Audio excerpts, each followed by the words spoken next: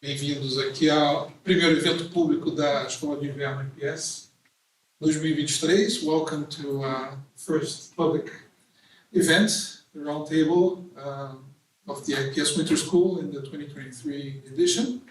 We're very happy to be organizing another edition. This is the 8th edition of the Winter School.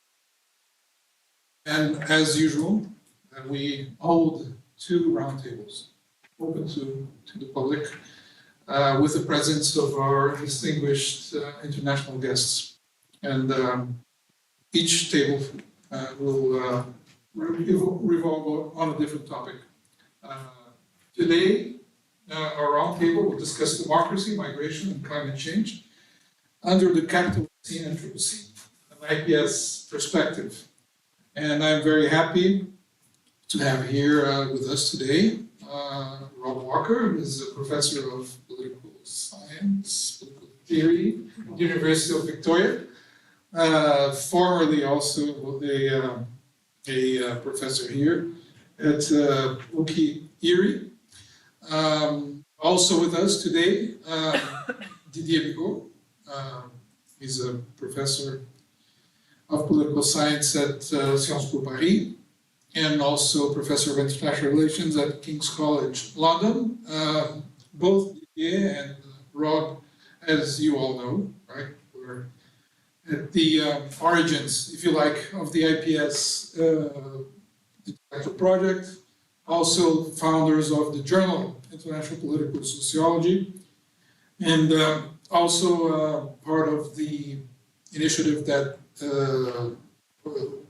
gave rise to the Winter School many years ago. Oh, not that many, but yeah, some years ago, since 2010. Also with us, for the first time in the Winter School, hopefully not the last, I'm very happy to introduce also Professor Anne-Marie Dost.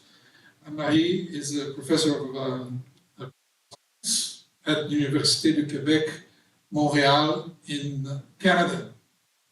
She has been publishing in IPS now for a few years, and we're very happy to have Anne-Marie with us at the Winter School this year. She's been teaching a course on affects and migration and affective economies and governmentality of emotions and so forth.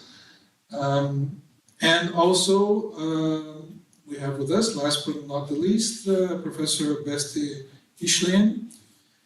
She's professor of political science, at the University of Amsterdam. And also she coordinates IWIS, which is the workshops of the European International Studies Association. It's an annual event. So thank you, Anne-Marie and Beste, for being here with us. So we will proceed the following way. We'll start with Professor Marie Doet, and then give a brief introduction. All of our guests will make brief remarks on the topics, and we'll hope to carry the roundtable more with the feedback from you guys, questions from the audience, but also in a more discussion format. But everyone's going to give an introduction to get the conversation going. So these are, important topics, all of them at the top of the political agendas, not just in national politics, but international politics certainly. The problem of democracy, mobility, migration, change, lots of things going on. So I'm sure not just our guests will have interesting remarks about each of these topics, but you too will have provocations, comments, and questions about these issues. So we'll start then with Professor Marie, then Professor Beste, then we'll pass the word to Didier, and finally Rob. So please, Anne-Marie, and thank you. Is it working? Yeah, that's Wonderful. Thank you, Juan, and thank you everyone for being here today. I'm really excited to be here. This is a huge program. You know, when you look at this title, it's very ambitious. Probably we won't cover everything there is to say, of course, and I could not do it. So when I was faced with this theme, what I tried to tease out is how it spoke to me in terms of issue that I deal with regularly in my own classes, because I'm teaching critical security studies back home, and of course the issue of climate change comes very often. And one of the ways I thought of starting this discussion is starting with the concepts. There are many concepts here. There's climate change, there's Anthropocene, Capitalocene, I'm going to add Plantationocene. It could be others as well. Because I know one of the issues that my students face at home is like, when I want to talk about this, which concept is the best one to use, right? And because all concepts involve different issues in terms of responsibility, in terms of justice, in terms of what they're trying to achieve I thought we could start with that. Then I'm going to focus a bit more on the issue of migration itself. That's part of the title. So what talking about the Anthropocene or Capitalocene or climate change involves in terms of migration, in terms of important questions, and notably in terms of migration governance, which is really ongoing and important right now. And I thought of closing up, or maybe opening up, depending on how you want to see it, with how thinking about migration and climate change, or Anthropocene, or Capitalocene, what it can lead us to rethink in terms of political concepts and modes of relationalities, because I think that's something that would be interesting to tease out. So perhaps we could, I would start first by talking about concept. So back home, people were really excited to say, well, I want to talk about migration and climate change, because if I do that, this is the most objective way of talking about it, right? This is the non-political way of talking about it, and that's the best way. And so climate change, as if it would only involve, the climate is changing, we see new phenomena happening right now, and as a social scientist, that would be the best way to address it. And so when we wanted to build up a class around this theme, then there were protests by the students, because we have a very leftist campus, and students, wanted to protest the name of the class. And then they decided to go, no, we should talk about the Anthropocene, because if you talk about the Anthropocene, then the Anthropocene would refer to the geological phase. It's a geological term from the start. And when human activities would change the climate and make a lasting imprint. So we should focus on that when we talk about migration and climate change, and not climate change, because it denies the kind of actions that human activities are doing. And then we had people from the student who protested that and said, no, we shouldn't call the class migration and the Anthropocene. It should be migration and Capitalocene, because it would still be a geological term that we would use, but then this would take into consideration the fact that it's not all human activities that have this lasting impact on the environment. It's the capitalist system that developed. Because if you look at other forms of economies that exist or that existed before capitalism, these activities that do not have this kind of impact. So we should call the class, migration and Capitalocene, and focus more on that. And then finally, between faculty members who were interested on the topic and debated about teaching the class, we said, well, maybe we should talk about the Plantationocene. Because if we do that, we're still referring to a change in geological era, but then we don't focus so much on capitalism as a system, but we're going to focus on a specific kind of economic process, if you want, which is in a specific moment, which is the colonization of the Americas. And that this system, this mode of production, is actually what created the system that allowed this kind of climate change event to happen. So unfortunately, we could not settle the debate, right? But I think starting with concept is really important because it gets all these conversation going. Because choosing which concept you're going to use will draw your attention to different timelines in the first place, right? To different processes and different activities, and also to different political actors. Also, most importantly, I think it brings to the forefront issues of justice and responsibility in a different light, depending on which concept you want to use. If you talk about climate change, then it seems that justice and responsibility doesn't come very much to the forefront. If you talk about Plantationocene, then suddenly you cannot escape these kind of issues, right? Whereas if you use the first term, you could escape it. So I think if we want to start about thinking about these issues, thinking about the concepts we want to use and what they entail in terms of issues of justice, relationalities, and responsibility is very important. And of course, who it entails, right? Anthropocene seems to involve everybody. Everybody is responsible equally for what's happening right now to the environment. Several people and several indigenous populations would disagree that we're all equally responsible for what's happening right now. This is what the first words I wanted to say about concepts and what they entail. But still, if you want to think about migration, then we're taking also in a different direction, because if you're interested in migration and the environment, you're really confronted quickly with people who are really challenging the system to talk about climate refugees. I know at least that I have several students working with me at home who, are writing papers on climate refugees and are saying that this is an important category that should exist. It exists in the common language, right? Maybe you're reading an article about this, but strictly speaking, in terms of international law, climate refugees don't exist. Right? The actual definitions of refugees do not talk about the environment at all. It's not a criteria to become a refugee. So you see a lot of activism going on to open up the 1951 Convention on Refugee to say, let's rewrite this and perhaps let's make climate refugee a thing, a category, and then perhaps expand who can be considered a refugee and benefit from some help if you want.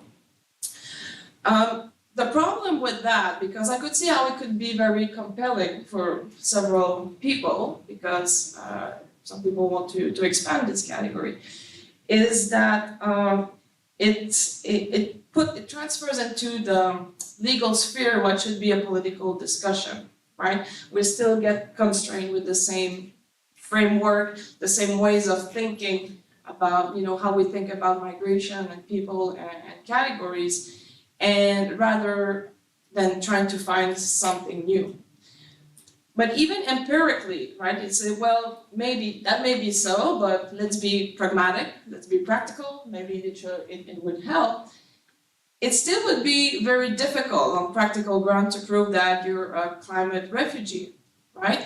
And one of the reasons is that when we think about the environment and violence, we often don't think about it the same way as when we think about violence in relation to conflict or war, for example.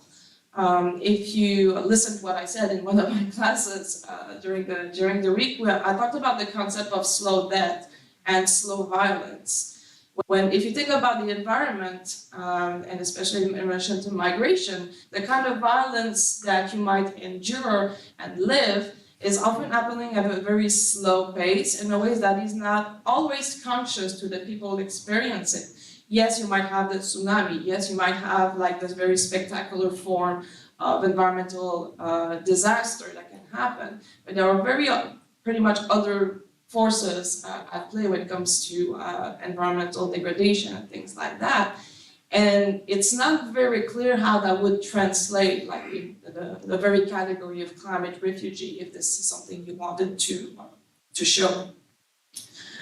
And so there's this challenge of like, how do we deal with the law if you want to stay within that framework? And I think if we just stay with that, then we can get pretty much constrained very quickly in our ways of thinking about migration and the environment.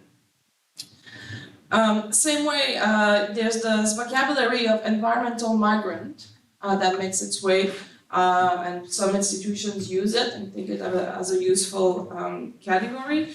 But to me, then we're still stuck with the problems of identities, right? Because these are kind of state or institutional categories. The lived experience of people is much more complex than that, right? You can be a family migrant and an economic migrant in your embodied life. And you could be an environmental migrant as well, right? So just changing the names of the categories, it might encompass certain things, but then again, it can also limit our imagination in thinking about these phenomena. And finally, perhaps a last word on this issue of climate refugee. The environmental challenges that we're facing, they're not necessarily, do not always necessarily involve transnational movement. So if there were a disaster, you might have internal displacement. Would you still count as a climate refugee? Which claim would you make and upon whom? The state, the international system, the international court? I mean, who would that be? So sometimes it could be transnational, but you could still be affected by it, and it could be forced displacement, it could be voluntary displacement. And the complexities of it all is hard to capture. If you put that again with this idea of slow violence and slow death, it's really hard to capture with the current categories we're thinking in when we think about the governance of migration. So the second point also it leads us to think about is about migration governance. Because we live now in a system where it's all about trying to govern migration, right? There's a 2018 Migration Compact. We want to control these flows. We want to make sure that we can organize migration. It's very hard to do, as you know. But you see this deployment of the security apparatus and institutional apparatus that try to control and govern migrations. And so when it comes to climate change or the Anthropocene, and whichever terms you want to use, you can imagine now that the governmental apparatus that's trying to organize migration is already thinking about it. Because climate change involves all kinds of displacements, as I said, that are not always transnational, they can be internal and so on. And if you look at the Global Migration Compact of 2018, when they talk about environmental migration, they said that the aim of all these institutions right now is to prevent it from happening. And so you might say if they want to prevent it from happening, it's not like you can set up a structure, right? What kind of structure will you put in place? Will it be economic? Will it be political? They just say they're trying to prevent it. And they actually leave mostly to the OIM the responsibility to take charge of what's going to be on the ground. So we might also think about, okay, if you want to have these new categories, these new processes to think about migration and environmental changes, how will it look on the ground? What would be the logistics of it? And it seems to me that right now we're still in the same frame of mind and framework that it's about creating categories, challenging certain people, and making sure that we can securitize these kinds of movements as much as possible, rather than trying to find new ways to deal with it. But from an IPS perspective, because that's also something we ought to think about, I think that's something we need to be curious about. These discourses about we need to prevent it, we need to do something about it. Well, what does this involve on the ground? Who's preparing the blueprints for that? Somebody's doing it right now. What are the institutions? What are the foundations who are financing projects, blueprints, giving out contracts? This might sound like grueling empirical work, but because we're still projecting of the future, I think it would be interesting to see what kind of horizons these various actors are imagining and dealing with. We don't know if they're all going to happen, but trying to see how they themselves are imagining and projecting it and funding it is important to do. And perhaps for the last point I wanted to make before leaving it to Beste was about talking about how migration and climate change also might require us to think about new political categories or at least new modes of relationalities. It requires us to perhaps find new political practices, new categories to face this. Now, when I was preparing for this, I thought, well, perhaps if we try to politicize or repoliticize, depending on your tradition, the concepts such as hospitality, right? Could it be deployed to that end rather than rights? Because a lot of the discussion that we see going on is about the rights of people, human rights, and things like that. Would a new political concept or a repoliticization of something like hospitality do the work? But then again, I thought, well, maybe it doesn't work if depending on which concept you use from the beginning, because if you're working with Plantationocene, what would hospitality mean? I think it becomes very uncomfortable, right? Do people say from the north have an obligation to hospitality? Would hospitality be an apt concept to talk about that? It doesn't seem to be, but perhaps I'm wrong, but I'd be curious to hear what others might have to say about it. I thought it might be interesting to try to come up with, okay, are there new possibilities, new modes of relations that could be? Because the language of law, the language of rights seems to be kind of limited and very instrumental, or at least instrumentalized. Because what you find happening right now is, I call it a legal ping pong game. You can make a claim, I want to be a refugee, a climate refugee, then you say, well, it's not for this court to decide, it's up to this court, and then they send it to another court, and then you send it to another court. This is a way, this is what's happening right now, in fact, and so this keeps the discussion at the legal level all the time, and prevents us from taking a step back to look at it from a political perspective. And it I spoke of political concepts, but also other modes of relationalities, right? Because humans are not the only ones, of course, experiencing environmental degradations. You've got ecosystems, you've got lands, you've got viruses, mushrooms, animals, and so on. So what we're dealing with is also something we experience with and suffer with. And sometimes it can be against, but it's not just us that are implicated in these systems. So how do we think of ways to deal with it? I think indigenous thought provide lots of interesting ways to deal with it, because at least I really like, for example, indigenous scholar Leanne Mito-Samosaki Simpson, who's a Canadian scholar and author. And she talks about how their own sense of self in her community is tied with the land. If you love yourself, you love the land. Yourself is the land too. You cannot think of the two in distinct ways. And so this is a mode of relationality that is very foreign to Western political thought. It's not the way we think about it. So I think it can force us to think about these issues very differently. And again, I think perhaps to conclude, it would help us also to expand a bit on the challenges, the migration challenges that we consider when we think about environmental changes. Because so far I've spoken about humans, but what's happening onto the Capitalocene, the Plantationocene, and so on, are also different migrations of animals and of viruses as well. And even if we change systems, for example, we might change the plantation system to, I don't know, something else that makes a greener economy, but this is still another system that entails its own mobility and modes of circulation that creates all sorts of problems. So I don't think I provided very much answers, but for me these are all questions that stemmed out first from this discussion we had about creating this new class in Canada, but I think these are important questions and food for thought. Thank you.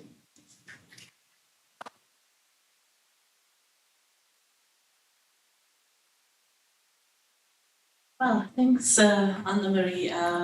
My intervention also builds upon the things that you have talked about, and thanks also for clarifying all these concepts, because they can be a bit confusing, and a lot of people are using these concepts, and but they might mean different things with these concepts, and the clarifications you have provided are very useful.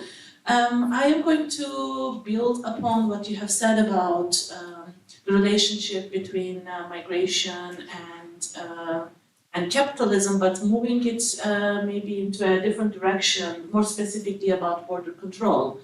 So my question then is, what is the relationship between capitalism and bordering or border work in the contemporary era? On the one hand, capitalism assumes that we live in a borderless world. There is a freedom of services, goods, and capital. This is the liberal view that actually advocates such an understanding of capitalism. But on the other hand, we see that borders are erected everywhere and they are being reinforced by advanced technologies that try to constrain certain types of movement, whereas capitalism also facilitates other types of movement. And we know that they have different dimensions, but there is a very strong also racialized dimension in the sense that the citizens of the global north are traveling much more easily than the citizens of the global south. But then, of course, this is a dichotomous understanding might be misleading. On the other hand, people from the global south, some people of the global south are wanted, let's say, mobile individuals, especially those who are businessmen, and if they travel for capitalist purposes or education, their mobility is much more easier than, let's say, the poor, or people running away from civil wars and other types of conflict. I would argue in my intervention that capitalism needs borders in order to sustain itself, but also in order to grow. And in that respect, I would like to refer to a great book by Rhys Jones, which is called Violent Borders, in which he looks at the genealogy of bordering and tracing the emergence of borders to England, where the commons, such as forests, were first, became public property. And he looks at bordering in history started with building fences in order to prevent citizens from entering, forests or other lands which were of common use before they have become private property. Because the dominant view is that migration control, border control emerged with the nation states, and the common narrative is that this mainly emerged in the 20th century. And in the book, in Violent Borders, Rhys Jones shows that, in fact, there is actually a very strong correlation or relationship between capitalism and bordering practices in history. What about today's world? How can we see this relationship? As said, capitalism assumes that, or gives, the liberal view argues that we live in a borderless world, people can travel freely, goods can travel freely, capital can travel freely, but in reality we see that this is not the case. And again, capitalism does the same thing as what Rhys Jones also observed in the case of England with the commons. Despite its proclaimed openness, capitalism needs borders in order to ensure the exploitation of labor and resources in particular geographies of the world. And maybe I might remind you, if you remember, I guess it was in 2013, there was this massive accident in Bangladesh where a textile building collapsed, killing almost 2,000 people. And it threw into relief once again how violent capitalism is in certain parts of the world. And it also showed that these people were working under extremely difficult conditions, being paid only a few dozens of dollars every year to produce these kinds of textile products that are presented to the people in the global north as fashion. So borders play an important role there because in these geographies of extreme exploitation, these are mainly citizens who cannot travel very freely around the world. And in that respect, I would argue that these border regimes ensure that people are entrapped in these geographies so that their labor is also systematically exploited for consumption purposes and for capitalist production. And again, visa regimes also play an important role there. They work to guarantee that global North citizens can travel freely, whereas people from these geographies cannot do so. So by being entrapped by these border regimes, of course, they are subject to, or they are more prone to vulnerable conditions of exploitative capitalist production.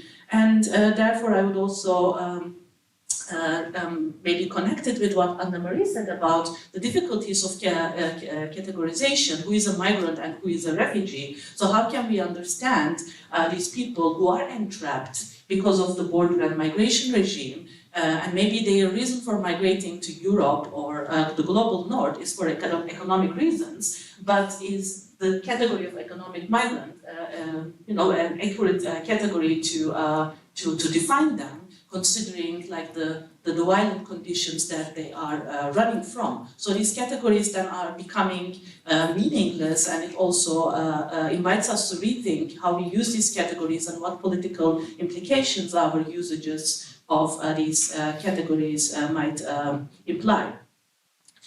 And it not only happens, in the global north or global south divide. So again, a binary understanding might be misleading, because also in the global north, we see that in certain places, some people are again entrapped by bordering regimes. Think about, for example, tomato pickers in South Italy, where the majority of labor is composed of African migrants who are without papers, who are unauthorized, but their presence in this particular region also ensures that this production continues with very low wages, and this also fits into the economy. So again, we need this kind of divisions, but at the same time, the reality is much more complicated.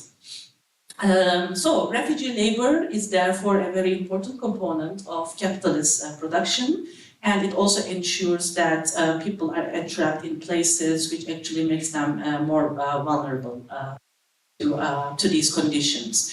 So I would like to also end with a question. What about resistance to borders? When we are resisting borders, are we also resisting capitalism?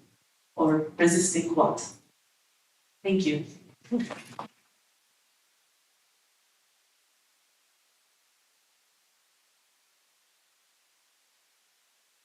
Thank you very much. Well, it's always an advantage when so many things have already been said. So I have presentations that I will change. I will try to begin with some questions. First, I am not sure that we are dealing with concepts. Migration, a concept, not sure. Climate change, a concept, I'm not sure. Capitalocene, really? That's a job. Democracy, maybe, that's more serious. So, what are we dealing with? We are dealing with a series of labels, bureaucratic labels. A way of thinking like a state on a certain kind of topic. And maybe the first question would be, where is the question in the middle of all this label? And, well, at least one of the questions, maybe, do we still have a planet for our children? It's a different question from migrant, from Capitalocene or Socialocene or Productivity-cene. It's a question about political equality. So, when it came in discussion, well, we can say that as long as you have Adam Smith and the beginning of a certain kind of economy, yes, you have a discussion about this kind of things. But nevertheless, you have the emergence of a problem where what is called into question is a quest for growth, a quest for progress. And the idea that it has no limit. It's forever. So it's not all the history of capitalism. Many, as you say, many forms of capitalism play with borders. They don't play with illimitation. But we have seen a lot of transformation, and that's why the essentialization of capitalism is ridiculous. The first big RLC was a socialist, and I don't remember that Joseph Stalin was a capitalist. And the destruction of ecology has been there. So it's more about what kind of question production is done. Our idea that yes, we can produce, not only we can, we need to produce. First question, well, we know a little bit at what time the MIT, Massachusetts Institute of Technology, in the 1972, the Meadow report, but with a great Brazilian, Celso Furtado, asked the question.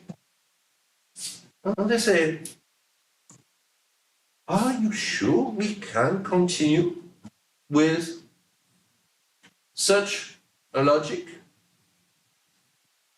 And they say we have one planet, we cannot have a perpetual, unlimited logic of production. They were even not saying capitalist or social. They were saying the logic of production, of perpetual growth, don't fit. They were ridiculed. They were attacked by all the economists who said, they have made error in mathematics. They put an exponential into a circle, so they are wrong. Of course, these people were top-level mathematicians, and they knew exactly what they were doing. We have forgotten that. Why?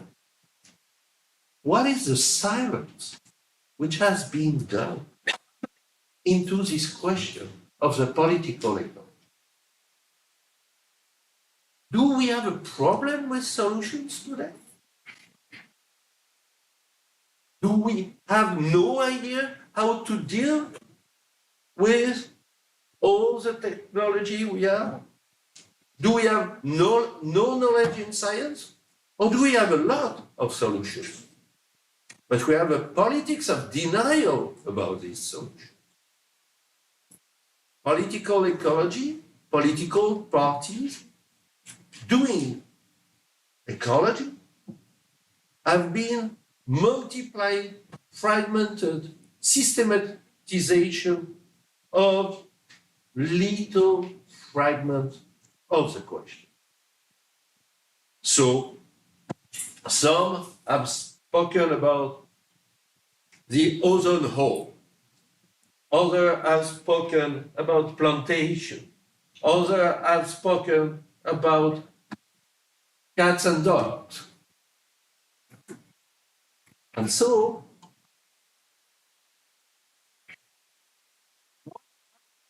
it's not that we don't know. We have no ignorance about the solutions to the problem. We have a denial. And the denial is coming from a certain kind of politics. And this kind of politics need to be addressed.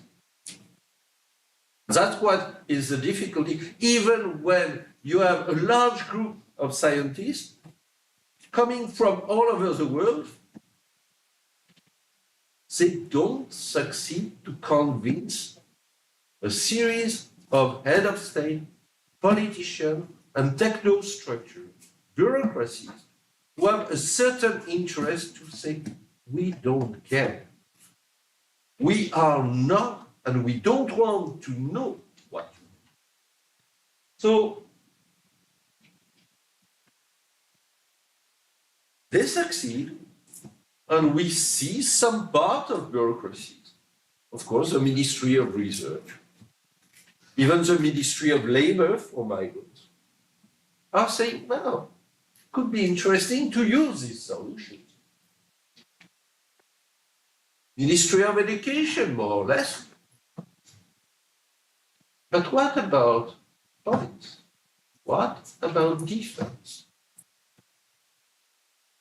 How they enact a policy which is a politics of denial? I think one interesting thing is how they have transformed the question of a political ecology into a politics of fear, a politics of catastrophe, a politics of risk. Many risks, many dangers. We are in charge. And that's really a question that I have no answer, but I would suggest that you have more research about it. Because you have transnational logics which are about this kind of transformation of politics. And you have actors who have some interest. Some companies about energies who have linked with these bureaucracies are there. And you have a multiplication, a fragmentation of this element. And on the contrary, you have a totalization by now, the fear of the future. We are going not to the apocalypse, because if you are Christian, you remember the apocalypse is a good thing because you end up with God. But there is the destruction, the politics of destruction. It's finished. It's here. And this politics of fear and of the end changed the attitude of the people regarding ecology, regarding the interest. They are looking to what can we do to save the question. What are the conservation? Not what are the change. What can we keep of our model? How we can adjust until the end, or what are the great technology of progress we will have? Have you been curious to look at the CIA report? The new one? The last one was about Daesh, remember? You will have the colonization of the world by a group of Muslims. Now, it's environmental danger. What is the main environmental danger for the CIA? The 2,561 scientists who work with them. I just checked that now. Well, it's because it will have a consequence. If we apply the solution that we know, what would be the budget in decrease? The military budget. You cannot do both. So maybe we have to think a little bit about what this politics of denial are rooted into. I'm not saying that they all think that cynically about that.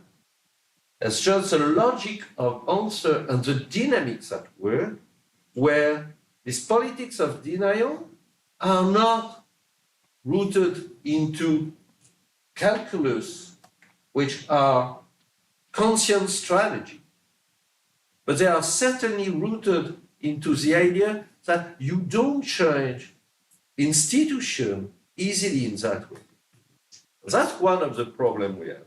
And that's where you have all this element about we know that we have only one planet, but we imagine that in the future we will have a different planet, at least for some. The most powerful they will escape. You have all this monitoring of movie, series, but also transhumanists who say, well, if a part of humanity has to disappear for the humanity, Earth, to survive, it's possible. I think that this kind of question need to be addressed if we want to speak about political ecology and to come back to the real question. Why not a political ecology changing structurally the logic of the technostructure and institutions today?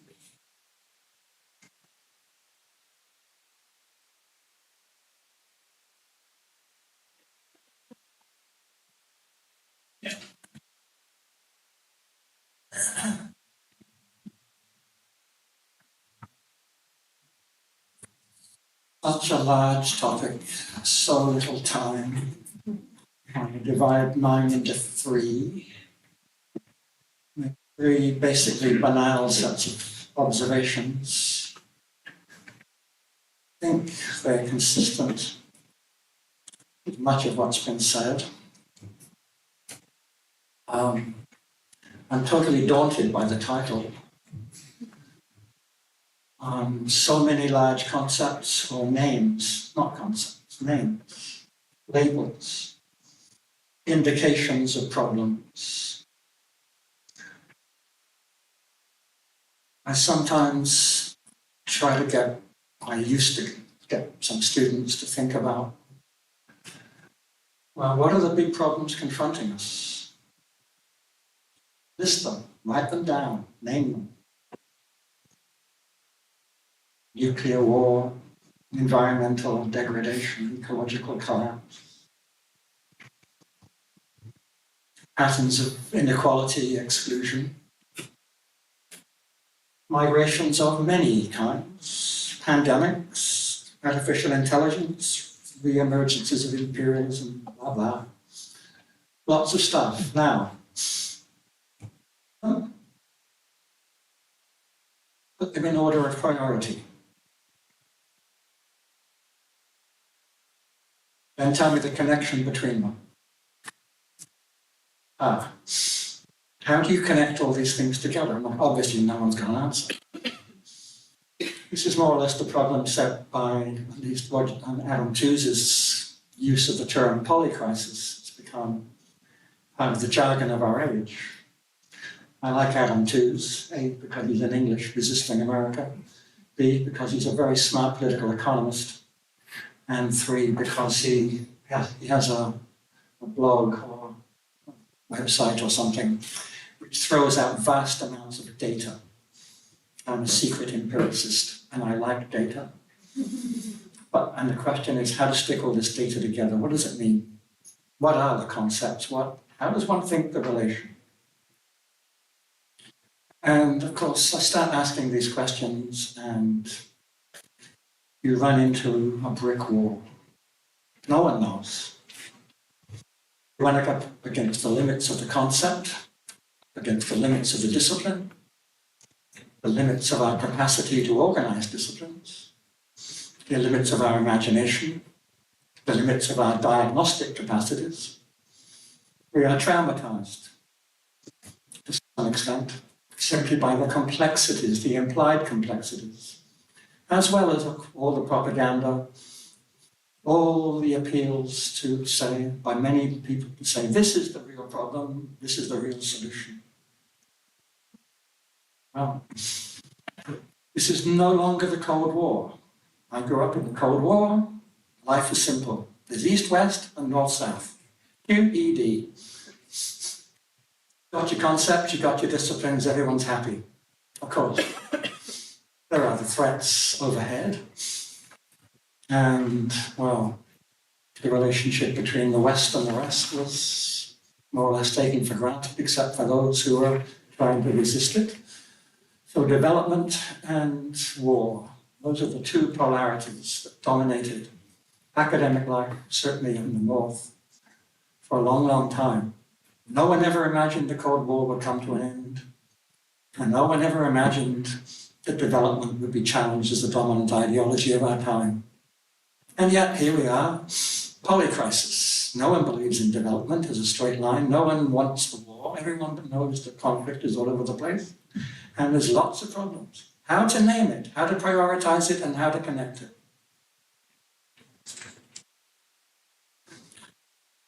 I think the day that Shroud gave me, or the weeks Shroud sent out the title of this, I happened to be in conversation with a group of people, thinking about food insecurity. Big Zoom meeting, and the speaker of the day was Vandana Shiva, who's a very old friend of mine. She's very well known, probably the most well-known environmental activist ever, including Swedes. Very powerful woman, trained as a nuclear physicist in Canada, actually. And she was asked to speak about food insecurity. And she gave her usual rabble-rousing talk, fantastic. And I was listening very carefully because I was sort of hypersensitive to this particular topic, how to think. And she went through almost a ritual. She described the problem of the alienation of humanity from nature. One of her favorite themes. Therefore, she talked about indigeneity and ecological traditionalisms and all kinds of stuff like that. And then she moved on to talking about the rationalizations that are involved in the production of contemporary food insecurities. And then, surprise, surprise, after channeling Max Weber, she started channeling Marx and said it's all about capitalism. And then she started channeling late Marxisms and talking about monopoly capitalism. And then she got more specific in talking about this company, this company, this company, this company. Industrialization was in there somewhere. Well, lots of big things, big forces with big names. And then she came to a stop after sort of intimating that as soon as one understood the causalities involved in food insecurities, one might be able to do something about it, the big what is to be done question. And one thinks, wow, to do with food insecurity, you have to deal with all that. That's a way of putting people off. That's a sure sign that things are impossible. No hope there. Get rid of all that, all the way down to the opposition of man and nature, and capitalism, and modernity, and. So, being very friendly with her, I joked and said, are you serious? Surely it's the other way around.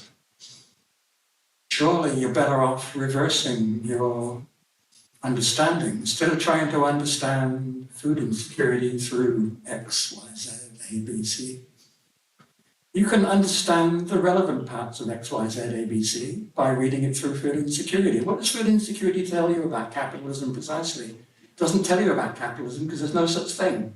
No such thing. It's a process and there are many of them and they're in competition with each other. The very notion that there's a capitalism is an diagnostic disaster.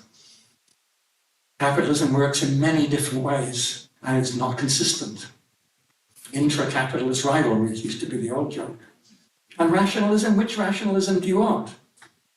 Rationalization, precisely. Do you want Weber's version, or do you want the scientist's version, or the economist's version, or whatever? And how precisely does any particular version of this lead to food insecurity? Tell me the details. And the alienation and the monopoly capitalism and all that. Tell me the details. She said, oh, yeah, of course, I do that all the time. Well, she does, actually. And I like Vandana very much. She has the same basic teacher as I do, Rashmi Kothari, who's the most important of the human rights activists in India.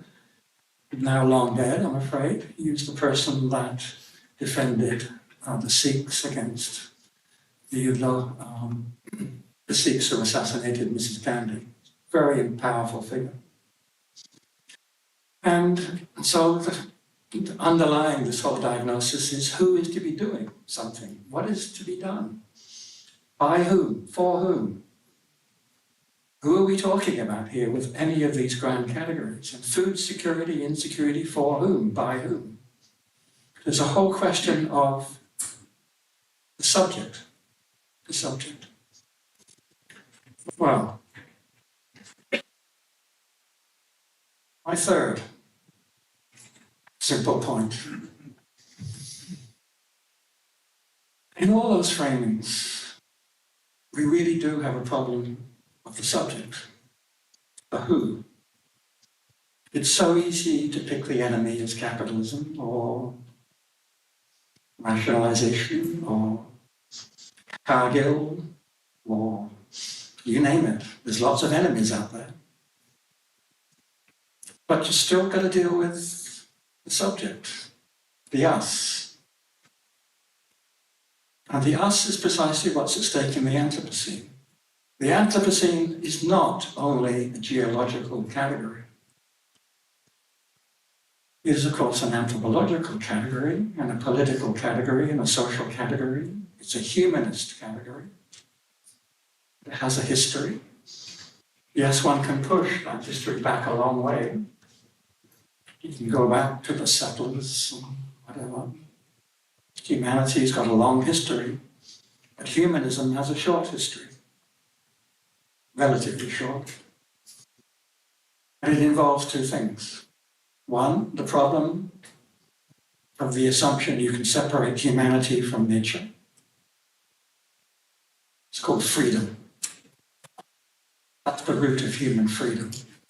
You're no longer subject to natural law, subject instead to human law, and that's what we celebrate the most.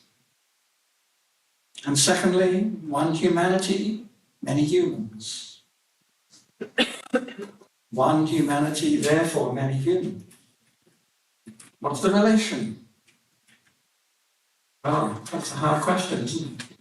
But we've got a solution, or a whole range of solutions, actually. You will believe the most important resolutions of that problem are the modern individual, the modern state, and the modern system of states. That's why I always argue the modern international order has got nothing to do, well, not nothing, but it's not only about relations between states, it is a basic answer to the question of the relationship of one and many as it applies to a particular understanding of the human species. The upside of that order is supposed to be liberty, equality, blah, blah, republicanism, democracy, everything that's nice, all our greatest ideals. There's a price, war, okay. May not be so bad in the 18th century, it gets worse and worse and worse. You can tell much the same story through capitalism. I won't do that. You can do the same story through rationalization. I won't do that either. But you've got a problem here. Humanity, i.e. the self, subject, the modern subject, that creature we know and love because it's us. So my simple point is this. The Anthropocene needs a political anthropology. It clearly also needs a political ecology. It needs to put those two together. And it needs to be very skeptical of the achievements that we celebrate as our greatness. I worry, because, and this is an empirical point, my local observation is not here, but necessarily, but in other places. They were entering us an age of radical subjectivity. We can only see our own faces in the surface of the lake. We love ourselves too much. And it's okay to blame all those big causes. But I would say one should not dare to do so without questioning one's own complicity in those big practices, because we all love, actually, alienation from world, rationalization, capitalism, even the bloody corporations who feed us, some of us, so well. So I think actually there's always something missing when we talk about the Anthropocene, as if it's simply a geological category. It is not. It is the category of humanism that's at stake here, and its politics. And it is not the bad persons and the bad forces that are at stake here. It's our understanding of what counts as good. That is deeply troubling to me.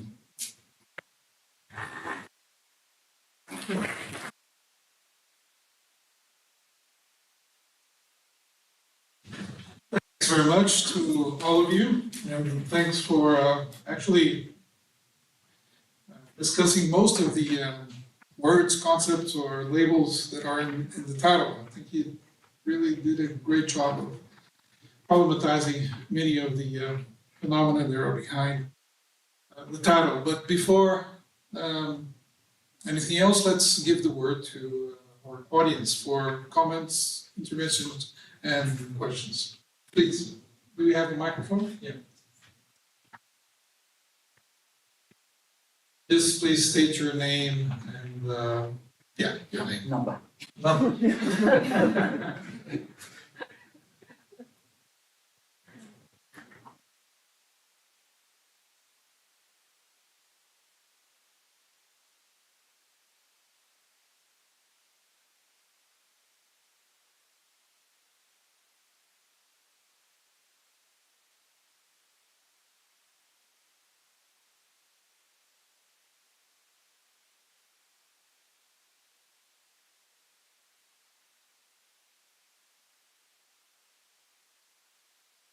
Yes. Hi, my name is Dora. I'm a student from UFRJ.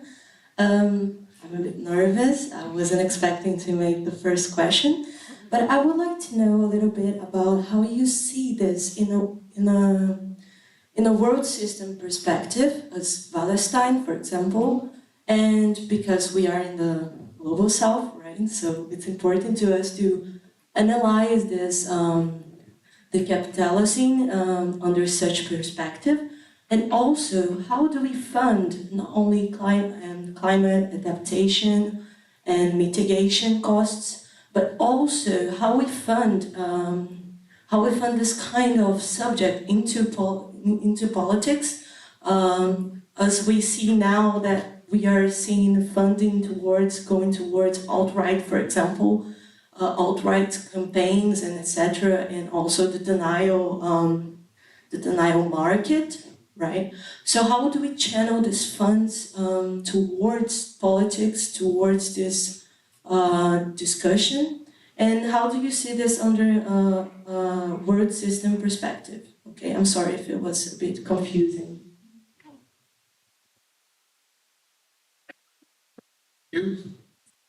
We'll take a few questions before we get back to the panel.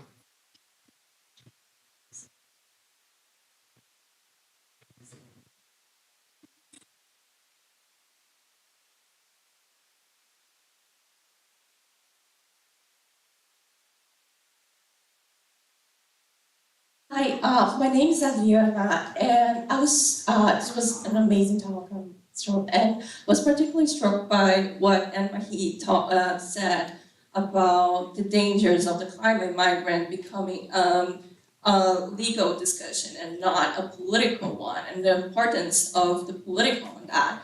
And I was also thinking about how the concept of Anthropocene in itself is also a discussion within geology, and how the geologists themselves do not agree necessarily on the use of the Anthropocene. So I was just wondering about how the whole title of this talk also involves so many other disciplines and the need to politicize this whole discussion. So I was wondering if you could talk a little bit about this transdisciplinary approach to all of this subjects, and also how to keep them political if we're thinking with so many other sciences, including natural sciences. Thank you.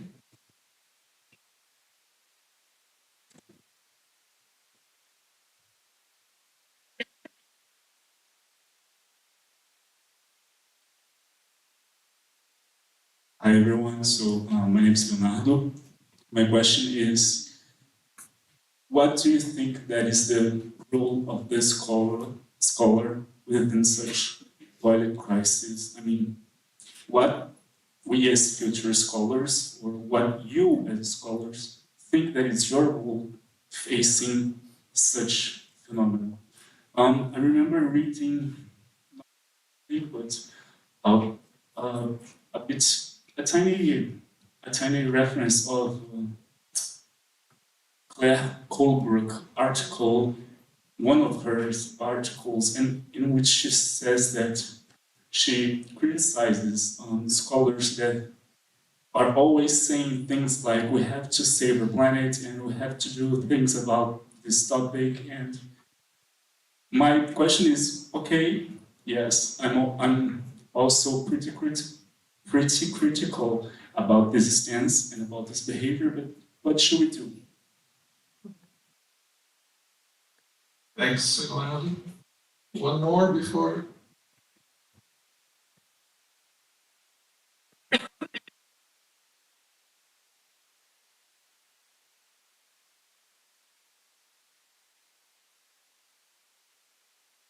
Thanks. Hi, my name's Paulinho.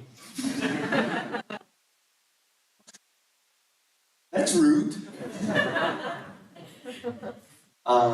So I will thank you all for the great talk. My question is about, I guess, throwing one more concept in there. I often worry that a lot of the conversations we have about the Anthropocene revolve around the problem of scarcity. There's not enough Earth for everyone. There might not be one for our kids. Capitalism needs their limits. And it seems like a lot of our responses are just based on naturalizing the idea of scarcity. So my question would be, you think there's an entry point to this conversation that actually starts with the idea of abundance, excess, Prometheism, those things are a bit out of fashion. But so, is there an entry point there? That's the question. Thanks. Thanks, Paulinho. Yes. Okay, so I think we can get back to the panel. Anyone wants to take the first question about the world system?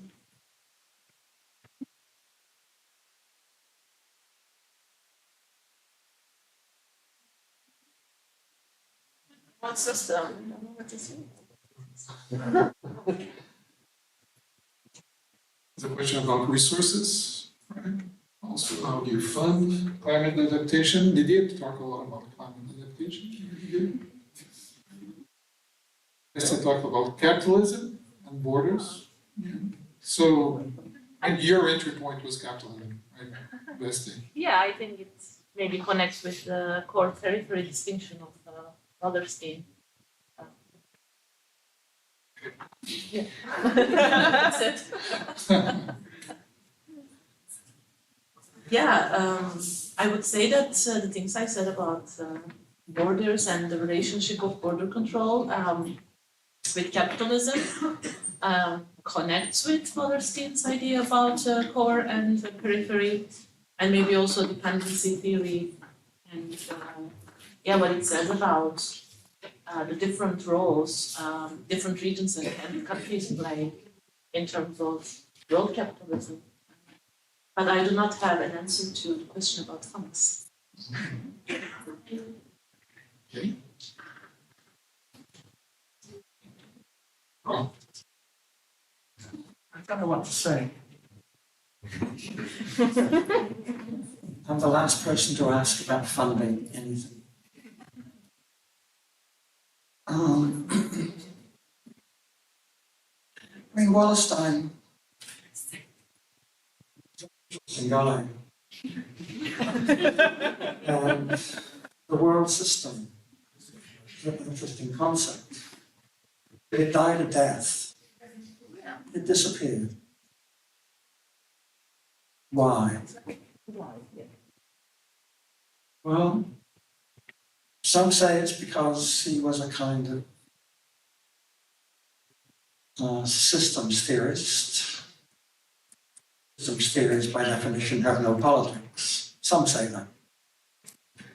Some say he was basically talking in almost a market economic terms. And again, left out politics. I'm not buying these arguments. These are explanations that are given. And the third was the still unthinkable notion, in some ways, that globalization has had such a long history. It would include not just Europe, but the people without history, to quote the title of a book by Eric Wolf. It's very close to Wallerstein. So I think it's the third of his explanations that's kind of important. He gives a history which wasn't very seriously worked out, and therefore occluded, hidden many of the huge problems in trying to make historical claims that connect such a distant past with our own. And he happened to hit the social sciences at a time when they were dehistoricizing. And in some sense, he was seen as part of that dehistoricizing process, being a structuralist. So, I mean, I'm not saying anything interesting here, except Wallerstein is someone that probably needs to be re-engaged. Because there were world systems, I'm not sure that's a very useful term. Our histories do need to go back a lot, much further. The kinds of histories that I keep repeating ad nauseum are histories of the last 500 years, 600 years in Europe, and that's clearly bullshit. It's important, but it's bullshit. It's much longer histories here. And if we're looking at the literatures available to IR scholars, there aren't many of them that go back before, well, I prefer the 12th century. Many say the 16th century, most pick the 17th century. But there's much longer things going on here, and Wallerstein is one of many attempts, along with Bradell and I mean, there are all kinds of people, obviously. But it also raises questions about world history. How do one write world histories? Who writes world histories? For whom? About what, precisely? And it strikes me that Wallerstein is actually caught, or was caught, in many of the problems of trying to articulate a grand narrative in historical forms that refers to the world as such, when any political analyst will tell you the world as such did not exist. And if it did exist, it's radically fragmented. And Wallerstein was one of those who insisted it's long been united. So he's an interesting figure to think about. But that's got nothing to do with funding, has it? I think I'll disagree. Go ahead. Please. No, perhaps situate the reading of Wallerstein a bit better.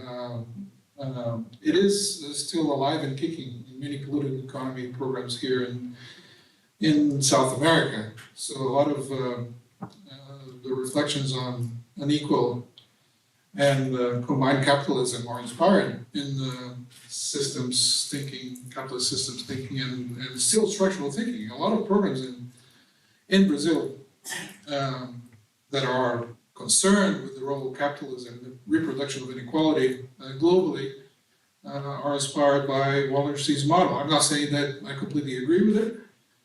I'm not a systemic thinker, but surely Wallerstein's and many strands of dependency theories are highly influential in the way global South intellectuals think about how to, for instance, fund compensation for climate damages provoked by industrial development in the north, during the last 2 centuries. This was the topic of the debate in Paris, right? The summit on finance and exactly about funding, the problem of, well, sustainable development, but also compensation for climate damage, environmental damage, sorry, and who's responsible for it. It was a very political discussion about this. And with the participation of, well, many world leaders, with particular, I think, interesting participation from leaders from Africa, the Caribbean. Our own president was there, but all of them were calling for systemic change. So, I come from IPS, and I agree with Rob that it's hard to talk about a world, right? We have possibly fragmented systems. There's not an integrated system. But certainly, all these discourses on the Anthropocene, which is a geological concept, but a concept that tries to involve the whole of humanity in the transformation of the planet, certainly are sympathetic to systemic thinking that tries to solve, to produce solutions for a global problem, which is environmental damage and climate change. So systemic thinking is not really so dead, even though we don't really like it so much. But systemic thinking is there, and I think it inspires a lot of people who think about the environment, and especially people who think about the environment from the global south, who think that, well, you have to change capitalism to deal with the problem of the environment. And the way to deal with capitalism is to redress inequality between center and periphery, as Wallerstein would say. So he's not so dead, that's what I would say. It's not that I agree so much with him. And also, there's a lot of interesting work by Marxian thinkers that try to bring capitalism back as a way to think about the trajectory of the state system, of the international system. So there's a lot of interesting, it's not a debate we do in IPS, but it's an interesting debate in Marxist circles, a lot of Marxist circles, including not just in Brazil, but also in Europe. So I understand very well the question that was made, and we would be surprised at how much the people who were talking for the global south, or in the name of, which is complicated.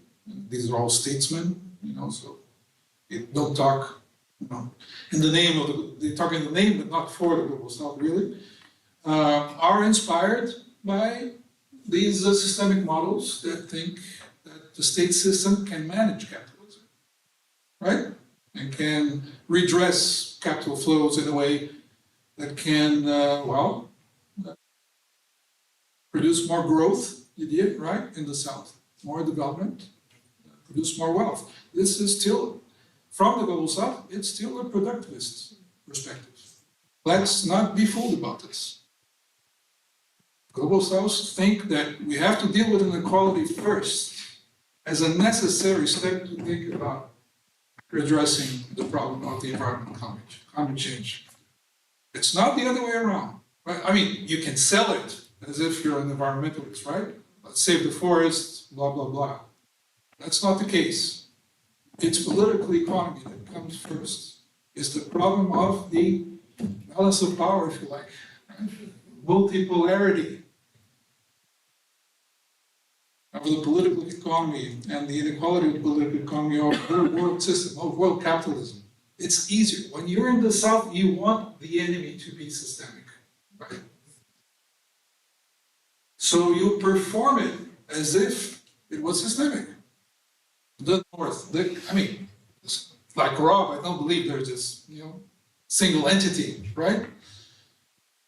But there is something about it that it's now being mobilized to deal with problems that we conceptualize as being, integrated in the planetary, in these totalizing, representations of the future of humanity.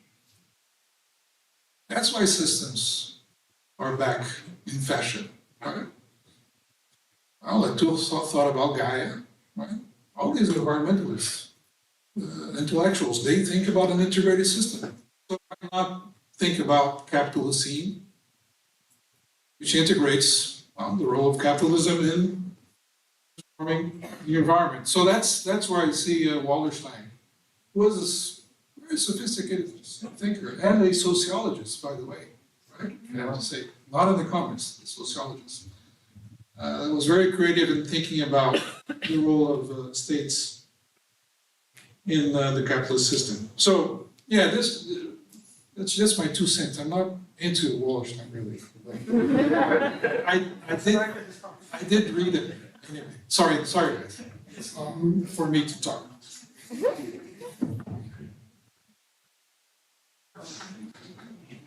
One question there.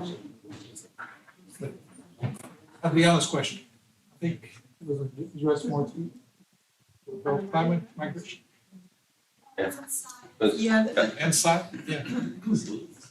there were other questions as well. I tried to keep notes, but I like the question about, well, what should we as scholars do? And it's also something that students ask us, like, what should we do? For many things, which concept we do suggest I use, Professor? What's the best theoretical framework? What's the solution? Well, I think the first responsibility of the scholar, would be to keep asking questions. That's a very boring answer, but that's what we need doing. And there was this great observation about, transdisciplinary work and, how do we keep things political? I think that taking them at their face value is a pretty good place to start, right? With asking questions. And these divisions between disciplines, well, they all have histories.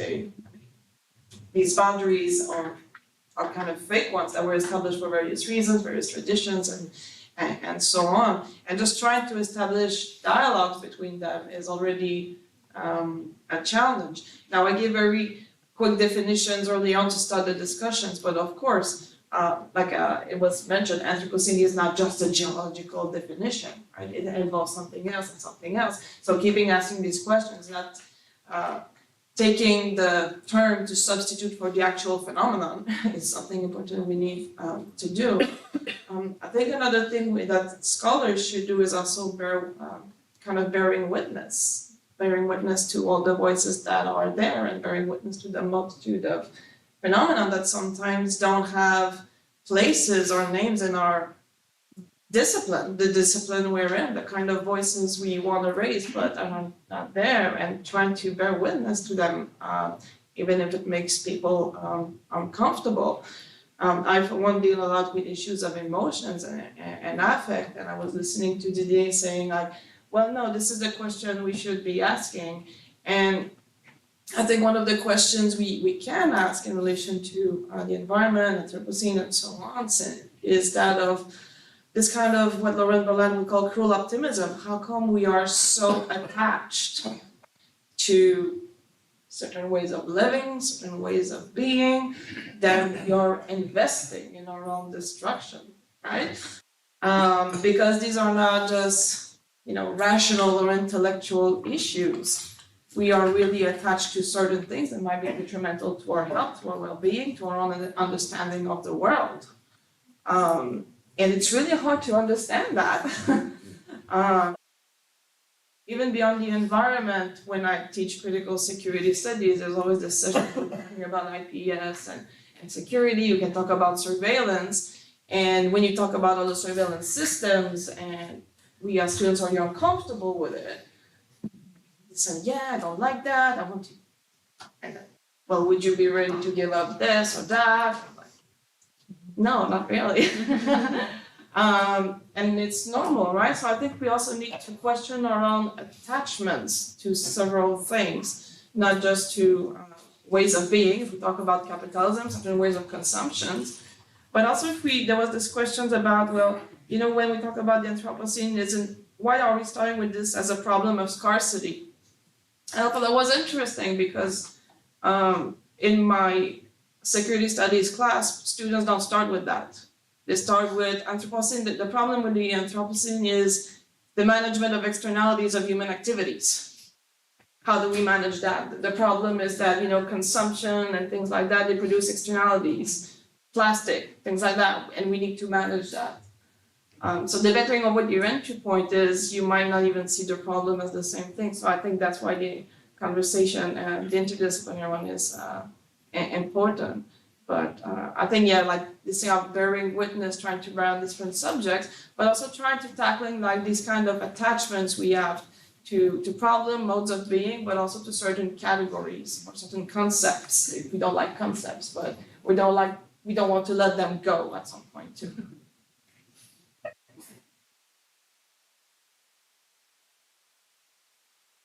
You just touch on what is the role of scholars. I think that I agree really with, we want to think about what is the role of scholars. We need always to come back to our own habitus, on our own trajectory, and our own vision about the world of other professions. One of the elements which is because we search about knowledge and a certain form of truth into knowledge, we consider always knowledge as a solution. And so we consider that other categories are ignorant. That's why education is so important. That's why we want to do it. And we have a lot of difficulties to accept, and it was a little bit my point, that it's not a lack of knowledge of the politicians in different states. It's not the lack of knowledge of technostructures, of companies, of different bureaucracies who block them, and that if they know a little bit more, they will change their minds. They will not. They are very conscious about what's going on. They listen. So the politics is a politics. Why do they disagree to something that we consider so obviously normal that if they had a little bit more of knowledge, they will agree with us? Because they are human beings. And no, they disagree nevertheless. So it's maybe really always important to come back to that, to see why, for a series of different reasons, people will strongly disagree. To have a politics in favor of ecology. Why? They are in a series of political logic of fragmentation. It's not that it's complex by definition. It's also complex by design, by segmenting question, by saying, oh, you want that, but be aware in your own reasoning. If you do that, then you have a contradiction. You do that and you say it's for the humanity, but in fact it's for the North. And then you are destroying the South. And then you do that for agriculture, but the biodiversity saves the country. And you multiply the contradiction until the moment where the idea, which was the main question, has just disappeared. You don't discuss that anymore. You discuss many little questions.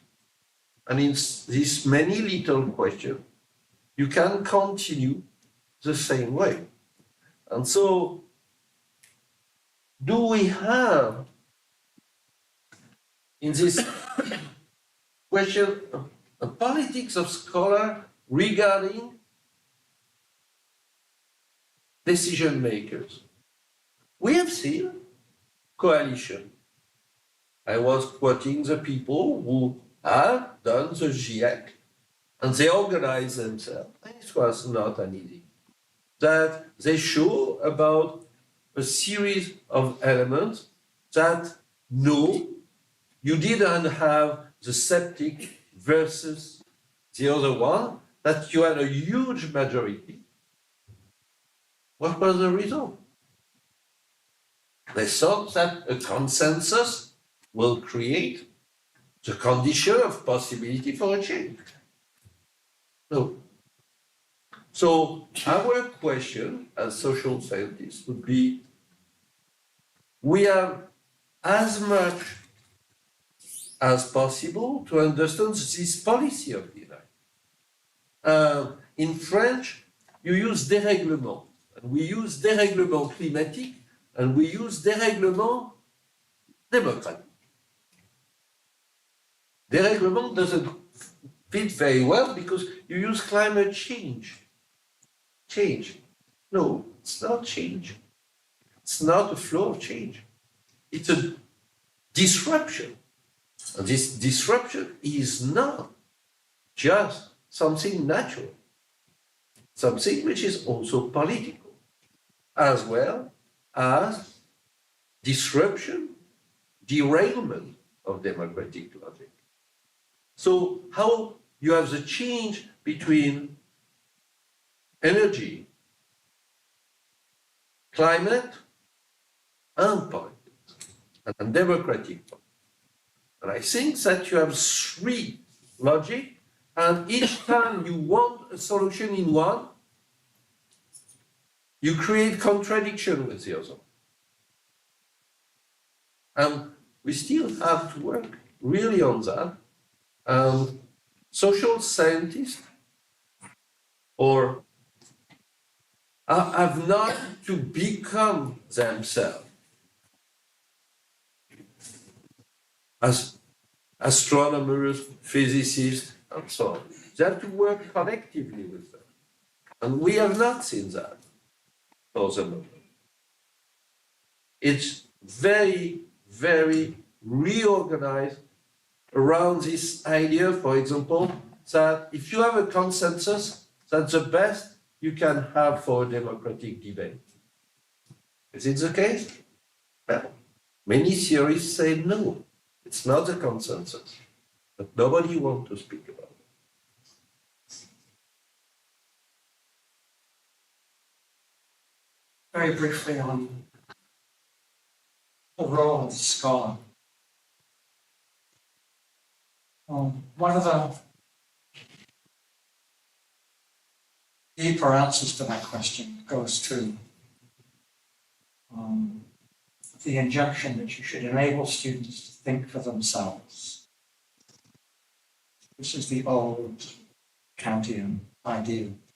There's nothing so wonderful as seeing someone who can think for themselves. You crazy? Who can think for themselves? It is the basis of our notion of education. Because otherwise you're sitting up in front and telling people what to think. It is the great expression of human freedom. Think for yourself, supposedly.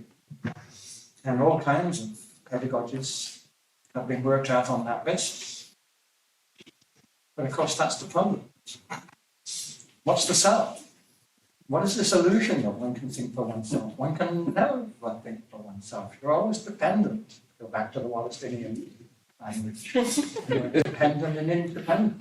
It's always. Okay? But our notion of the maturity, the condition under which you can get your driving license, go to war and get married, become mature and become an adult. How do you do that? You show that you can think for yourself. Do you want to keep that? It's certainly still at the core of my teaching practices. I'm always taking it for granted. I refuse to tell people what to think. They hate me for it. It's difficult to think for oneself. Okay, so there's an ideal there that I think one needs to think about. How about we need to get people to think more about how other people think? Get away from this obsession with the self. Sorry, it's driving me crazy at the moment. This narcissism, which I see appearing everywhere, this radical, conservative narcissism, a humanism which is an anti-human. It's precisely that. Think for yourself. It's our ideal, and it's highly problematic. How does one encourage people, including my teenage boy, to think about how other people think? All kinds of other people think. To even recognize that other people think differently. It's getting very difficult in my experience. And I think it's worth some consideration. Thanks, guys. I think we have 10 minutes if I have one or two questions. Oh. Suddenly.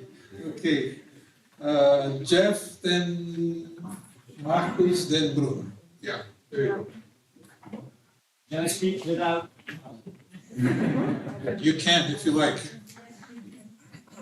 We don't tell you what to think, not what to do. Yeah, now I'm going to lose about half time. Hi, I'm Jeff Huismans from Queensland University of London.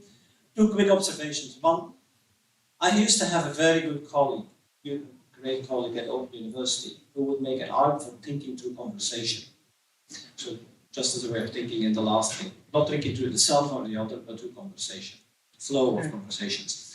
Just like it. But the thing I wanted to ask is, the first term in the title, now I know it's a bit late and we don't have much time, democracy.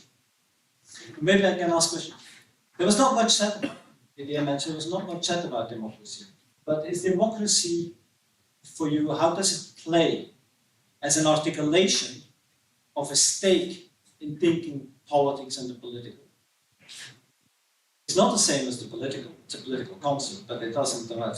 So what's the value of democracy in the Capitalocene, the Anthropocene, the climate? Not the value in terms of, but the conceptual value through which to think politics as a contested term through which to do. And what does it do within all this as a term?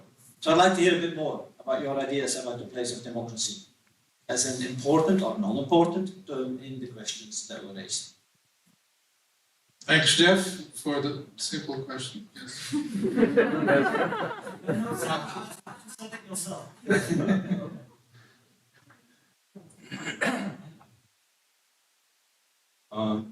Good evening. My name is Marcos. I am a PhD student at Rio de Janeiro State University. I'm a little bit nervous and anxious in this moment, but I wrote down my question. Firstly, I would like to thank you for the presentation. It was incredible. Considering that I'm not familiar with the topics related in today's table, so it was especially interesting. And so my question that I wrote down is that in a modern and mainly Occidental understanding, especially of children, that are viewed as located in an eternal state of becoming directed to the construction of a productive citizen in a capitalist world, and something that is also reflected in the 2030 UN Sustainable Development Agenda. Considering this on the one hand, on the other hand, considering that the dynamics of production contributes to the degradation of the world's environment, is it possible to say that the idea of a world better for all children is an impossible task and fated to failure? Thank you, Marcos, for the question. Bruno. Bruno e Chico. Okay.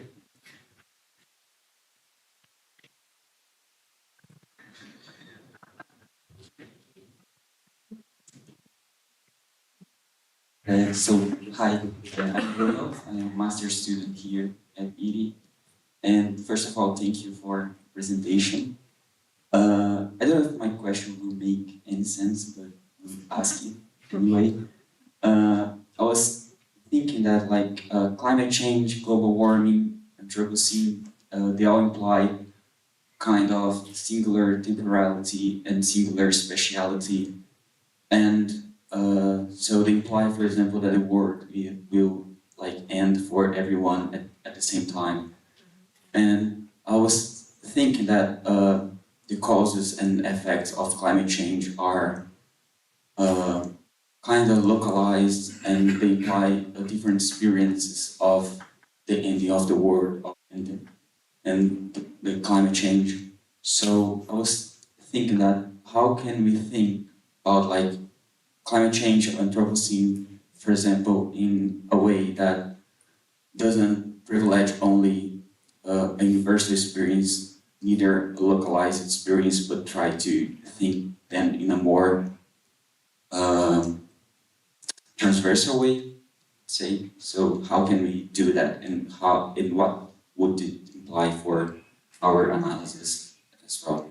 And thank you. Thank you, Bruno. Chico. Well, I'm Chico, I'm a postdoc here at IRI. Well, my question comes from the title. Like Jeff that was saying, I was thinking about democracy, migration, and climate change. And all of those are concepts and problems that the North Atlantic has made or have been made for a long time. So in the end, what I'm trying to understand is that why the Anthropocene is now a trend in the field. Why the Journal of IPS has a lot of Anthropocene papers over there. What is at stake at the end of the day? That's not my question, because the end of the world came from the indigenous people here in the 16th century, and are still there. They are facing this end of the world. The end of the world came with when Cortés killed Montezuma, but because Montezuma didn't understand what was going on, what the world that came to him was, what kind of world were there. So at the end of the day, the planet is still there. Maybe we are going to be finished, maybe some people are not going to be finished.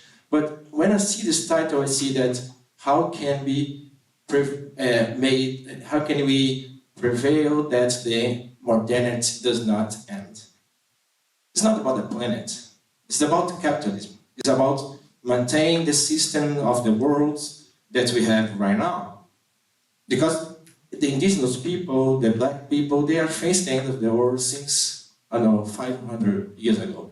So when I look at that, I look just a North Atlantic topic and not a topic for everybody here. Because the end of the world is gonna face us in different manners, like she was saying. So I look that I'm so interested about this how to say, apocalyptic world and something like that, but on the cinema, because on the real world is already there.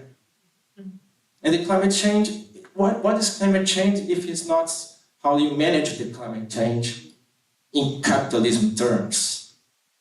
I'm truly not to be naive, not to be radical, but when I see people talking about environment, since here in Brazil, the liberals, the leftists, they are not trying to change, in fact, the structure as such, but they are trying to manage the structure. And so I see that Anthropocene like another world that is coming, that is going to disorganize, and people from modernity are so afraid of that. That's my comment. Thank you. Okay, thanks. Beth. Last one. Hello, good night. My name is Beto Yamato from IRI. Thank you all guys for this great panel. I just wanted to pose a provocation to make Rob and Didier. I listened to Didier talking about the planet in the singular, while Rob insists on problematizing the problem, the very idea or the possibility of speaking of the world in the singular, implying that there's many worlds possibly. So how you both could speak to each other in terms of talking and discussing about Rob's conception of the world and Didier's assumptions of the planet. And I guess this gestures to what I understood is implied in Chico's question, coming from a more post-colonial or decolonial perspective on the problematic posed by the panel, right? How I remember, and apologies for parenthesis here, but I remember once Cristina Rojas talking about democracy from the perspective of the decolonial pluriverse. So I wonder how these topics would be if posed in the boundary between Rob's world and Didier's planet. Who wants to go first?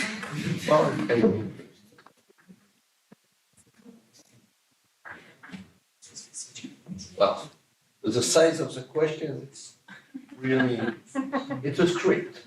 It's not an answer. But what do we need for de-essentialization? What do we need for de-homogenization? What do we need for de-totalization? It's a certain way of understanding a democratic process. So, of course, we can continue the idea of democracy as a politics of the majority. Can continue with the dictatorship of the virtuous.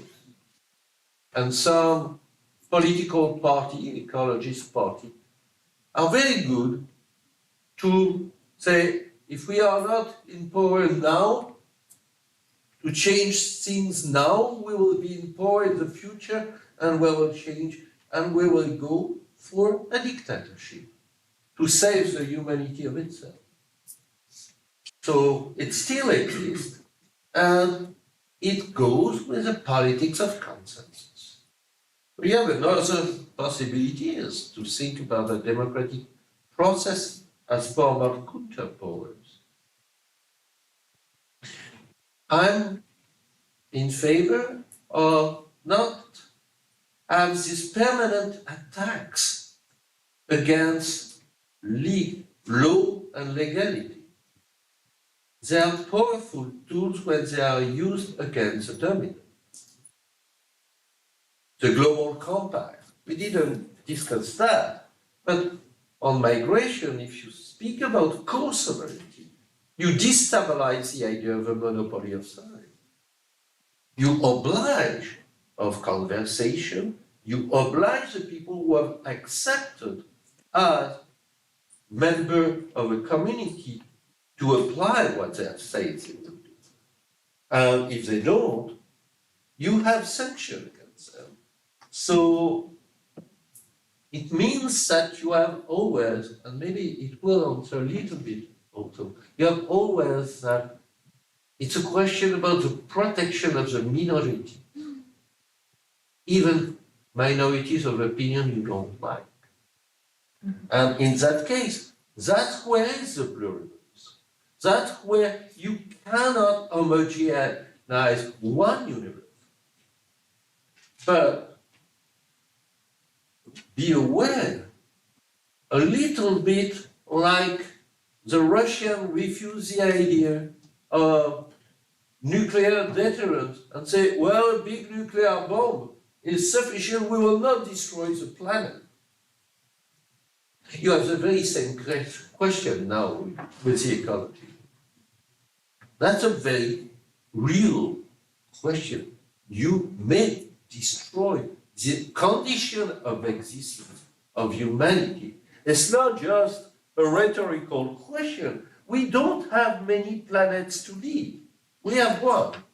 So this planetary question, in that case, if we continue as it is, yes, you have a possibility of destruction. So we have a correlation, and it's very interesting. Benoit Pelopidas, who is a colleague, has made a lot of research about how the thinking about deterrence and nuclear conditions has been almost pushed away from the question of ecology. Nobody trying to make the connection. And he's trying to make the connection. And I think it's against the same discourse, oh, we have one planet, we will never destroy the planet because, wow. That's a discourse of the dominant against the one who want to resist. And if it's not only a discourse, if it's a practice, what do you do? So I will disagree with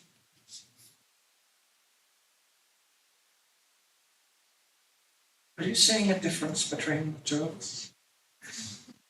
I want to listen. Is that? Because I think it's more or less the same position. And different. It's a different articulation. Look, there is one planet. Except to say that is to be a dogmatic and Kantian things. But it's an article of faith. And there's evidence, one way or another. Trouble is that our dominant ways of thinking, Western, Northern, whatever you want to frame it, deny that while pretending that they are not denying it. It's a double move. We exclude the world in order to construct our own understanding of the world. This is the modern epistemology. We've got a double outside, to use a phrase that I used elsewhere. This is the condition of modernity. It's always a double outside. There's a huge boundary, a line. There's a huge boundary between those two outsides. We can't determine where they are. They can be seen from the outside if you want, and they can be seen from the inside, two outsides. The boundary, like all boundaries, has got two edges, and there's always a distribution between them. There's never a line that doesn't have a distribution. A sieve, all kinds of stuff. All the action goes on in that boundary. For us, it's a big deal, you know, the modern man celebrating the separation from the planet. It's lunacy. And yet it's necessary in order to have modern man. This is the grand paradox. You have to celebrate the fact you're not part of nature. You're not part of the world. And then forget that problem, that primary alienation, and you get on with your other alienations. In the meantime, the outside fights back. Nature has not completely disappeared. So you've got two natures. And what's the relationship between them? This is a long-standing philosophical, historical, scientific puzzle. And the rule persists. Your knowledge is knowledge insofar as it's not dogmatic. It doesn't simply say, there's the world. You do that, you're into the realm of religion, mysticism, all kinds of other monsters. But of course there's the world. And so we're in this double bind. And politically speaking, the way we think, we are always facing a choice. Which world are we talking about? Ours or ours? Who's the our? Who's the us? And we know who the us is. It's a particular framing of the species. It is not the species. That species has excluded the world, and it's excluded huge parts of humanity. And it pretends to be humanity. Well, this stuff is at the root of all kinds of post-colonial, but not only post-colonial things. It's at the heart of how you think ecologically. And for me, it's not something you can just wish away. It's a contradiction you have to negotiate. You have to risk. You have to risk being dogmatic. But you don't want to make that risk too often. So you should be careful how one speaks about a planet. So I just want to say I'm quite happy to be, if you like, hypocritical about this. I'm quite happy to be dogmatic while insisting upon critique. Quite happy to say that there is a world by saying you shouldn't talk about the world. I don't see any alternative to this. I don't. On demos, let me just say one thing on the democracy thing. Look, since antiquity, demos, whatever the demos is, well, the definition of the demos is absolutely crucial to your understanding of democracy. It comes first. You've got to define the people. Well, democracy has always been a double-edged thing too. Is it about the expression of the people, or is it a technique? Is it a technique of rule of the people? The classical definition is that it's a technique of rule. How does one now think about modern democracy if it's not a technique of rule? Governmentality may be one way of thinking about that, but I'm absolutely amazed at the degree to which people use this term democracy as if it's a good thing, only a good thing. Well, it's always corrupt. It's representation. Representation is not an expression of the demos. This is a debate between states and republics. Republics are closer to democracy than states. States necessarily are a corrupt form of democracy. I mean corrupt in the classical Aristotelian sense. So, yeah, I need in discussions about the formation of democracy now, I need some understanding of the way we're thinking about that double-edged character of democracy as it has emerged for 2,500 years, because it's not a simple thing. After that, it was just, you had an image that a lot of people who work on the digital know very well, which is the first image of the planet, which is the physical round image of Earth from distance. It's through this digitalization, through the distance, that the idea, yes, we have one planet and we don't have another one. Make planet a signifier. This is not to say that it's one in terms of the possibility of lives. Even maybe you can continue to have life even if human species disappear. It's not a problem physically. So I think it's where, but the possibility that you have a breakdown cannot just say, oh, it's a vue de l'esprit, as we say in French. No. It's a possibility. Like nuclear destruction. You cannot just say, oh, we will continue the war as it was before. That's a danger. And that's where Benoit Pelopidas is interesting. Because you don't continue to do the war as before when you have nuclear armament. You cannot continue to think as if the mode of production, the organization, the distribution of having, as if we had many planets, continue to exist. The idea of growth cannot continue as it was. End of the story. You need to change. And that's why, in my view, you have a lot of politics of denial, because people prefer to say, oh, no, we will find a solution. We will find a technical solution. We'll invent mirror to block the climate change, the CIA technology. We will send, or we will go somewhere else. This kind of lunacy are very dangerous. And if we have to position ourselves, then we need to make the possibilities that, yes, we have pluribus, we have multiplicity of living together. This is not destroying the idea that we live in one Earth, and only one at our disposition. Bruno Latour, where do we learn?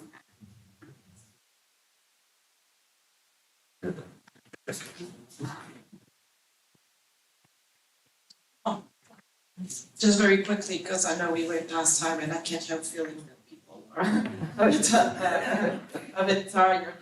There were two different questions that were raised. I want to answer briefly to. The first one was about children, and how children as being person in an eternal state of becoming. That was what was used, and how it contrasts with modes of production. And what does it mean now that climate change situation? Does it mean that they live in an impossible world, or we're not living a good world for them?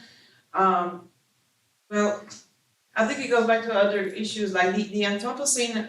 I think it's the end of a world. I think it was raised very like the apocalypse has already happened to African populations a century ago. It happened to indigenous populations. Like worlds have ended and continue to be ended too as well.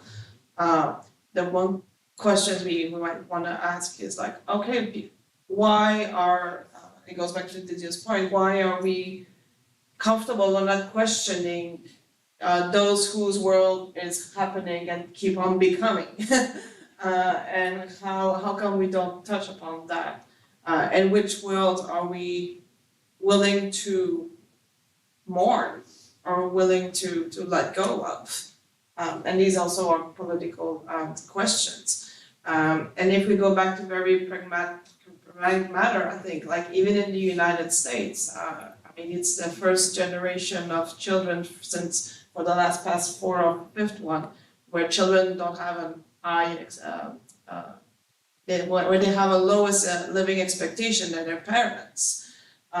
So even in places like in the United States, like this issue is raised too. So I think this is a question that would be important, but I think it would also require us to say, like, what's the political work that children are doing in our thinking? Usually, children are tricky political subjects, especially in international relations and political theory. And usually they're used as props to justify many things, sometimes good, sometimes bad. But I think your question would require us to think of what kind of political subjects children can or could be.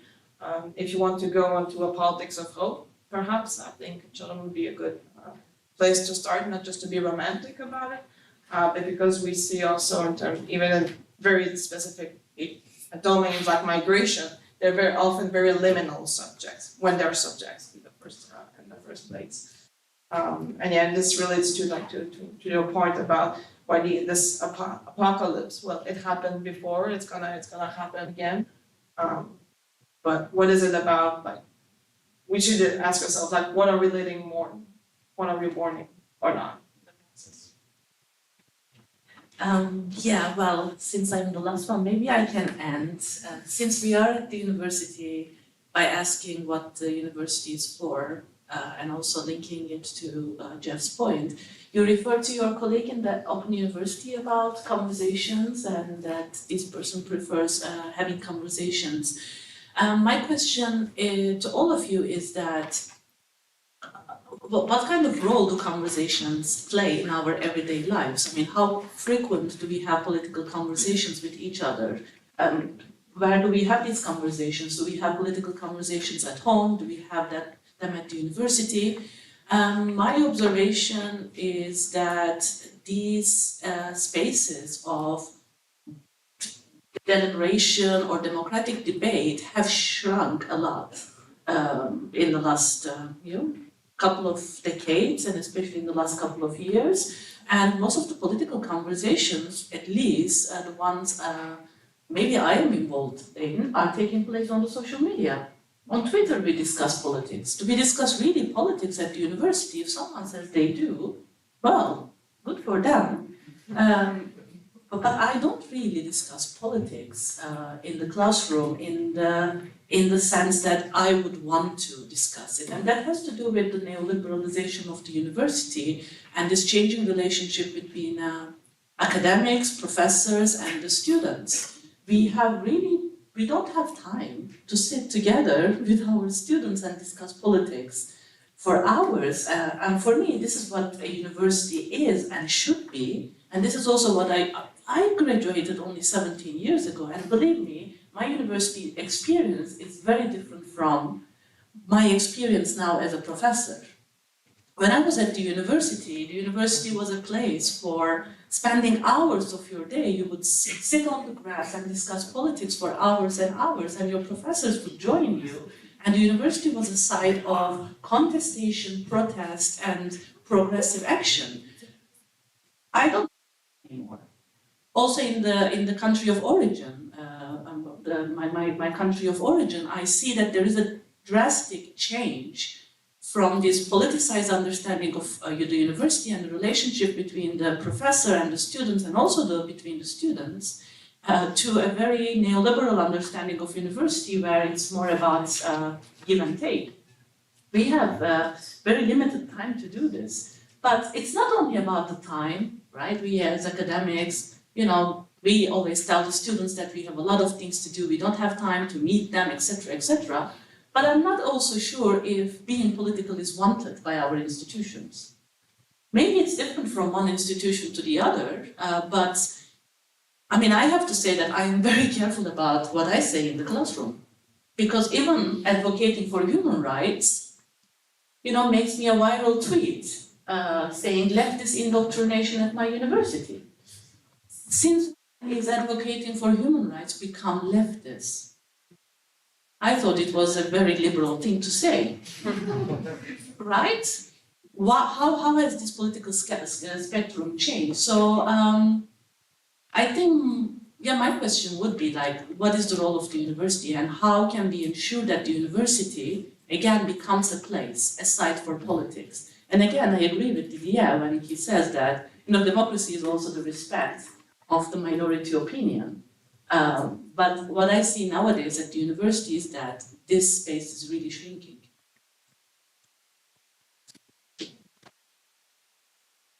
Well, we come to an end to our first roundtable. I'd like to thank the panel for such an interesting conversation out of such a difficult topic, if there was a topic at all. But thanks.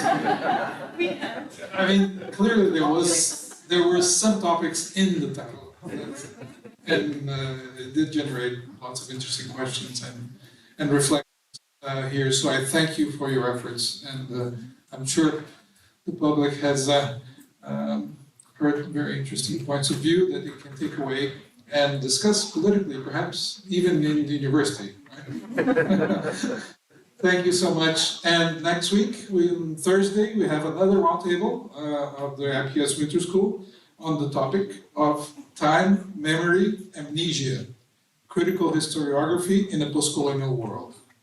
Okay, so I hope you can come. Okay, next week, Thursday. Take care, all the best.